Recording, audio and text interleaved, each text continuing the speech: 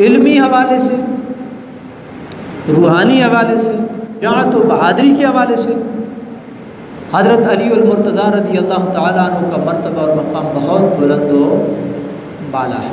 علمی حوالے سے آپ اتنے علم میں مضبوط تھے کہ حضرت عمر نے ایک فیصلہ کیا تھا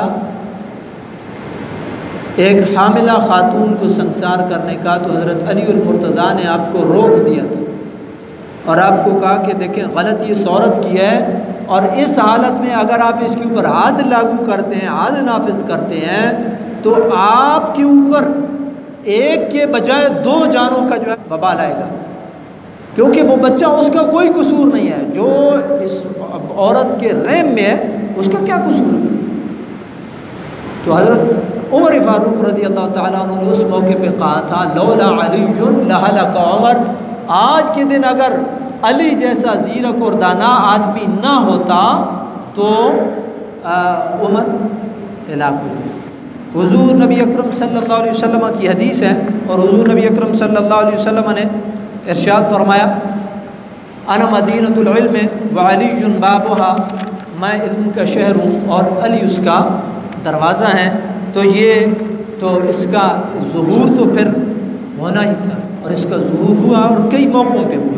حضرت علی المرتضیٰ رضی اللہ تعالیٰ عنہ کو یہ بھی اعزاز حاصل ہے کہ آپ حضور نبی اکرم صلی اللہ علیہ وسلم کی چہیتی بیٹی کے شوہر ہیں، اور یہ نکاح من جانب اللہ بذریعہ وہی نبی کریم علیہ السلام کو حکم ہوا کہ آپ نے اپنی بیٹی کا جو نکاح ہے یہ حضرت علی المرتضیٰ رضی اللہ تعالیٰ عنہ سے کرنا ہے۔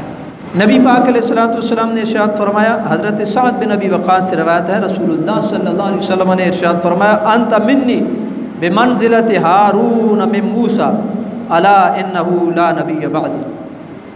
اس کے اوپر امام بخاری اور امام مسلم دونوں متفق ہیں۔ الفاظ مختلف ہو سکتے ہیں، حدیث کے معنی و مفہوم دونوں بخاری اور مسلم دونوں میں موجود ہے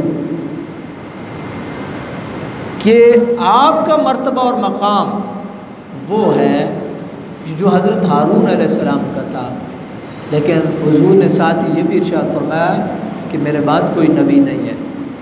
حضور نبی کریم علیہ السلام نے یہ کب ارشاد فرمایا؟ یہ غزوہ تبوک کے موقع پہ حضور نے ارشاد فرمایا، جب نبی کریم علیہ السلام نے مدینہ میں حضرت علی کو اپنا نائب اور خلیفہ بنا کر کے چھوڑا، اور حضرت علی رضی اللہ تعالی عنہ نے تھوڑا گلہ شکوہ کیا کہ یا رسول اللہ صلی اللہ علیہ وسلم میں تو بڑی جنگوں میں گیا ہوں، اور وہ بھی اسد اللہ کے شعر ہوں، اور پھر ان کو بچوں کی رکھوالی کے لیے، ویسے دیکھیں نا آپ کی جو سپلائی کی کور ہوتی ہے، ڈھیلے جتنے بھی ہوتے ہیں سپلائی میں لگا دیتے ہیں، ان کو سپلائی میں چھوڑو، چلے پیچھے سے روٹی تو پہنچاتے رہیں گے، بہت معذرت سے کوئی سپلائی کا بیٹھا نہ ہو، یا اسی طریقے جو تھوڑا سا صفائی ہوتا ہے اس کو کہ کسی ایسی ڈیوٹی پہ لگا دیتے ہیں جو بالکل فٹ فاٹ ہوتا ہے اس کو آگے۔ تو حضرت علی رضی اللہ تعالیٰ عنہ کو ہوا کہ یا رسول اللہ مجھے آپ پیچھے چھوڑ کر کے جا رہے ہیں، بچوں میں چھوڑ کر کے جا رہے ہیں، عورتوں کی رکھوالی کے لیے اور نگہبانی کے لیے چھوڑ کر کے جا رہے ہیں۔ یہ شکوہ حضرت علی رضی اللہ تعالیٰ عنہ نے، اور حضرت علی بدر میں اترنے والا پہلا بندہ حضرت علی المرتضیٰ ہیں، حضور کے چچا ہیں، حضور کے ایک اور کزن ہیں۔ حضرت علی کو معمولی تو اکھاڑے کے بڑے بڑے مجے ہوئے آدمی تھے، تو گلہ تو ان کا ویسے حق بنتا تھا۔ تو حضور نے انہیں کہا کہ آپ کا مرتبہ اور مقام وہی ہے کہ جو ہارون علیہ السلام کا تھا۔ حضرت موسیٰ طور پر گئے تو پیچھے امت کی نگہبانی کے لیے اپنے بھائی کو چھوڑ کر کے گئے، آپ بھی میرے چچا زاد بھائی ہیں، آپ میرے بھائی ہیں، اور آپ کو میں اپنا نائب اور خلیفہ بنا کر کے چھوڑ کر کے جا رہا ہوں مدینہ میں۔ تو یہ بہت بڑا اعزاز ہے، بہت بڑا اعزاز ہے حضرت علی المرتضیٰ رضی اللہ تعالیٰ عنہ کے لیے، لیکن کسی نے کسی اور اینگل سے دیکھا اس کو۔ فرق آنکھوں میں نہیں، فرق ہے بینائی میں۔ دیکھے کہ اپنا اپنا انداز ہوتا ہے، کسی نے دیکھا تو اس نے کہا کہ خلیفہ بلا فصل حضرت علی المرتضیٰ ہے، کیونکہ آپ بمنزلہ ہارون علیہ السلام ہیں۔ یاد رکھیے وہ غزوہ تبوک کی بات ہو رہی ہے، کوئی اس کو کسی اور طرف لے گیا۔ ایک دوسری حدیث، حضور نبی اکرم صلی اللہ علیہ وسلم نے چیزوں کو بیلنس کر کے دیکھنا، हुजूर नबी अकरम सल्लल्लाहु अलैहि वसल्लम ने इरशाद फरमाया, मन कुन्त मौलाहु फहादा अली मौलाहु, जिसका मैं मौला हूँ उसके ये अली मौला है। यहाँ भी देखने का अपना अंदाज़ है। किसी ने कहा कि हज़रत अली को मौला कहना ये बिल्कुल नाजायज़ है, नादुरुस्त है, हराम है। भाई देखने का अपना अपना अंदाज़ है। अगर थोड़ा सा भी अरबी से शग़फ़ हो बंदे का तो ये मालूम होगा कि मौला, ये जो मौलाना आप कहते हैं, तो इसके आगे ये लफ्ज़ मौला के आगे सिर्फ नून अलिफ ना होता है, जो जिसकी अगर आप अरबी में ट्रांसलेट करें इसको तो वी के माने में इस्तेमाल होती है ये ज़मीर। जिस तरह आप जो है ना वही इस्तेमाल करते हैं इंग्लिश में हम, तो ये ना उसी का मौलाना। मौलाना का मतलब हमारे कायद, हमारे राहबर।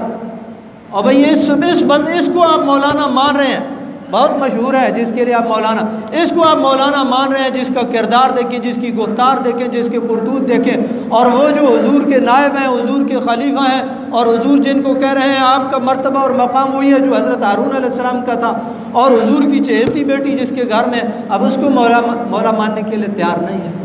मौला के माने को समझे तो बाज़ हज़रात ने इतनी बहस ये होती है खामखा की मुखालफत पर मुखालफत जिसको आप कहते हैं ना, भाई शियों ने ये कहा है तो लिहाजा उनके ख़िलाफ़ हमने जाना है। और भाई हक़ बात जो है वो तो फिर खुदा को भी मानते हैं, फिर उनकी मुखालफत में नऊज़ बिल्लाह मिन ज़ालिक कहीं और तरफ हम निकल जाए।